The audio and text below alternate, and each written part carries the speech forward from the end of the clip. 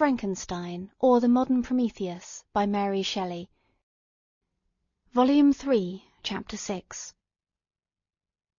It was 8 o'clock when we landed. We walked for a short time on the shore, enjoying the transitory light, and then retired to the inn and contemplated the lovely scene of waters, woods, and mountains, obscured in darkness, yet still displaying their black outlines. The wind, which had fallen in the south, now rose with great violence in the west. The moon had reached her summit in the heavens, and was beginning to descend. The clouds swept across it swifter than the flight of the vulture, and dimmed her rays, while the lake reflected the scene of the busy heavens, rendered still busier by the restless waves that were beginning to rise. Suddenly a heavy storm of rain descended. I had been calm during the day, but so soon as night obscured the shapes of objects, 1,000 fears arose in my mind. I was anxious and watchful, while my right hand grasped a pistol which was hidden in my bosom.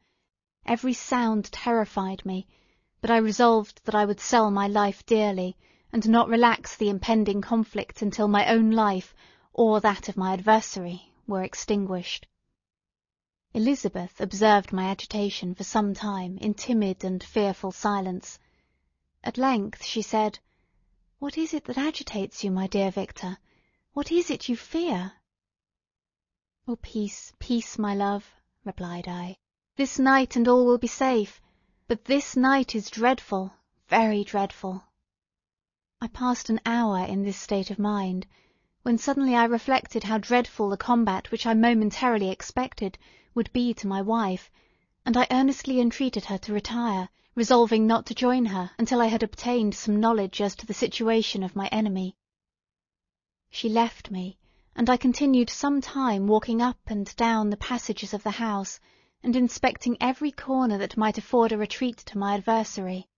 But I discovered no trace of him, and was beginning to conjecture that some fortunate chance had intervened to prevent the execution of his menaces, when suddenly I heard a shrill and dreadful scream.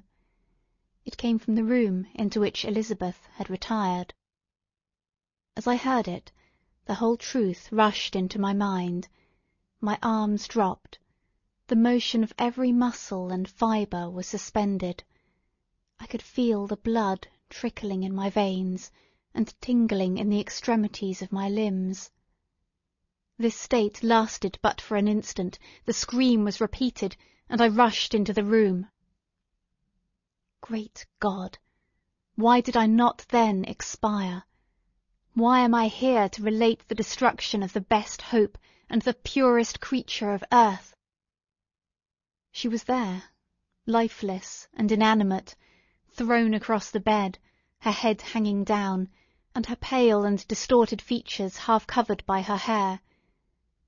Everywhere I turn I see the same figure, her bloodless arms and relaxed form flung by the murderer on its bridal bier. Could I behold this and live? Alas, life is obstinate, and clings closest where it is most hated. For a moment only did I lose recollection. I fainted. When I recovered, I found myself surrounded by the people of the inn. Their countenances expressed a breathless terror, but the horror of others appeared only as a mockery, a shadow of the feelings that oppressed me. I escaped from them to the room where lay the body of Elizabeth, my love, my wife, so lately living, so dear, so worthy. She had been moved from the posture in which I had first beheld her, and now, as she lay, her head upon her arm and a handkerchief thrown across her face and neck, I might have supposed her asleep.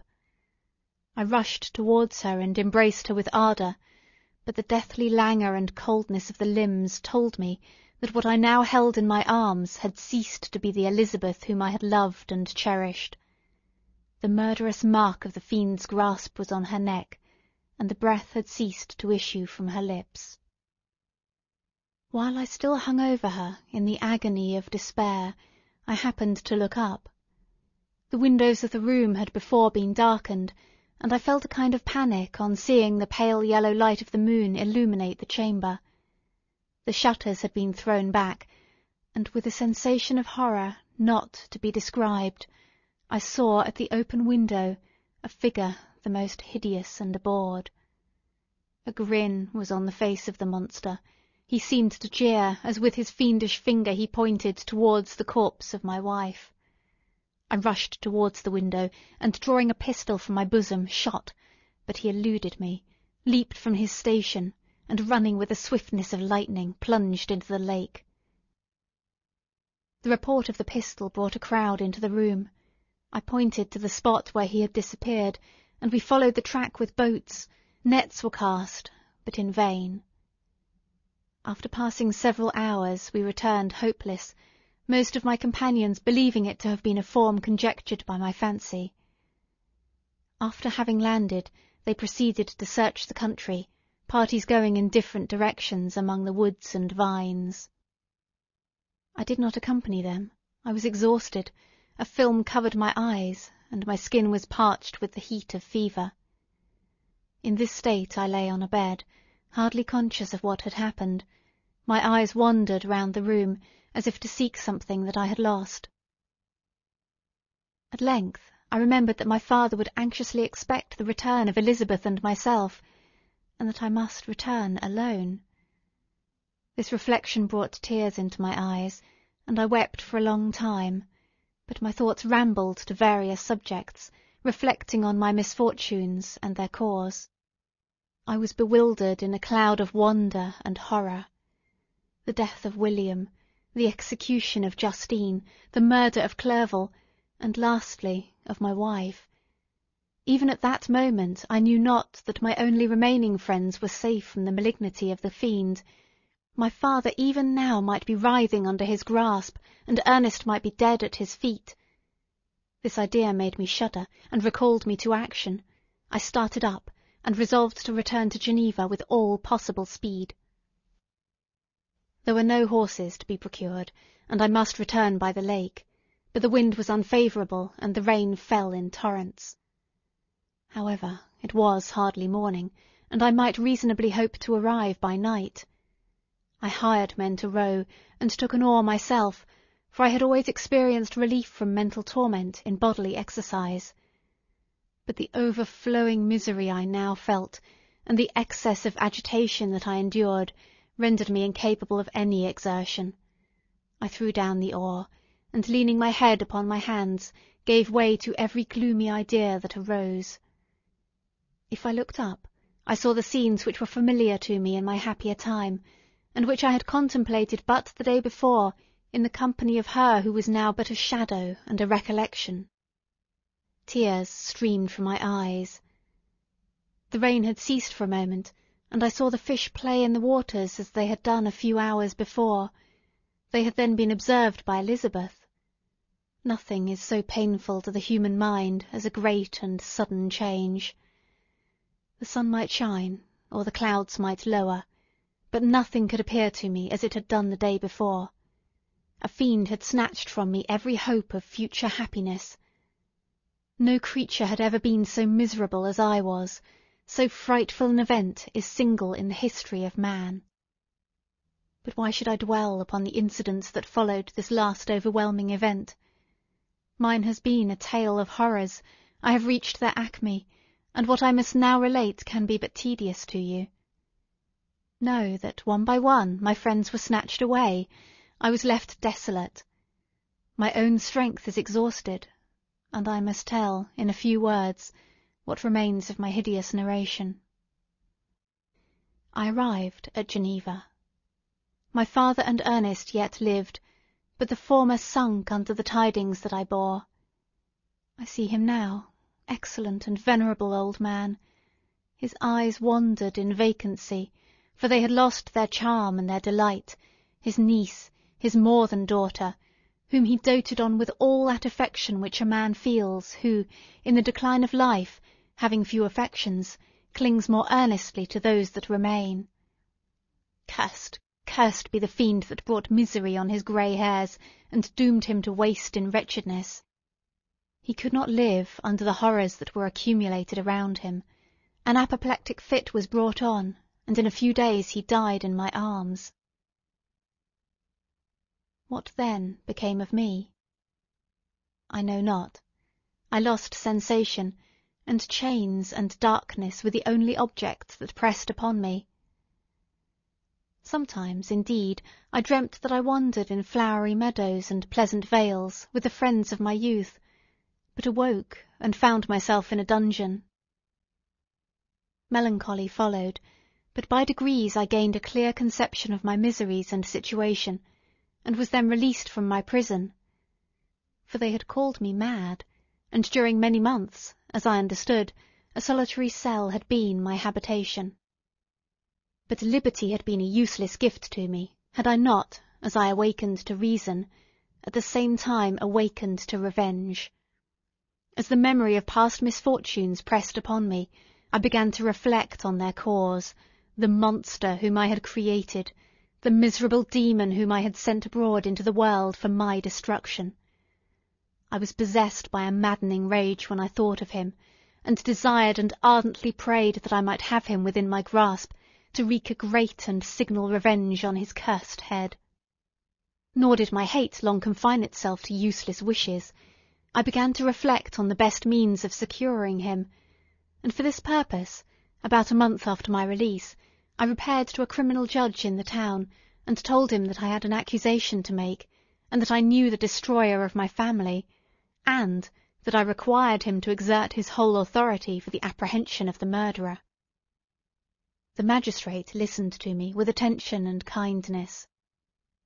"Be assured, sir," said he, "no pains or exertions on my part shall be spared to discover the villain."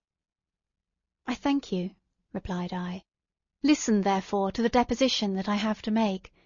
It is indeed a tale so strange that I should fear you would not credit it, were there not something in truth which, however wonderful, forces conviction. The story is too connected to be mistaken for a dream, and I have no motive for falsehood." My manner, as I thus addressed him, was impressive but calm. I had formed in my heart a resolution to pursue my destroyer to death, and this purpose quieted my agony, and for an interval reconciled me to life. I now related my history, briefly but with firmness and precision, marking the dates with accuracy, and never deviating into exclamation. The magistrate appeared at first perfectly incredulous, but as I continued he became more attentive and interested. I saw him sometimes shudder with horror; at others a lively surprise, unmingled with disbelief, was painted on his countenance. When I had concluded my narration, I said, "This is the being whom I accuse, and for whose detection and punishment I call upon you to exert your whole power. It is your duty as a magistrate, and I believe and hope that your feelings as a man will not revolt from the execution of those functions on this occasion." This address caused a considerable change in the physiognomy of my auditor. He had heard my story with that half kind of belief that is given to a tale of spirits and supernatural events, but when he was called upon to act officially in consequence, the whole tide of his incredulity returned. He, however, answered mildly, "I would willingly afford you every aid in your pursuit, but the creature of whom you speak appears to have powers which would put all my exertions to defiance. Who can follow an animal which can traverse the sea of ice, and inhabit caves and dens where no man would venture to intrude?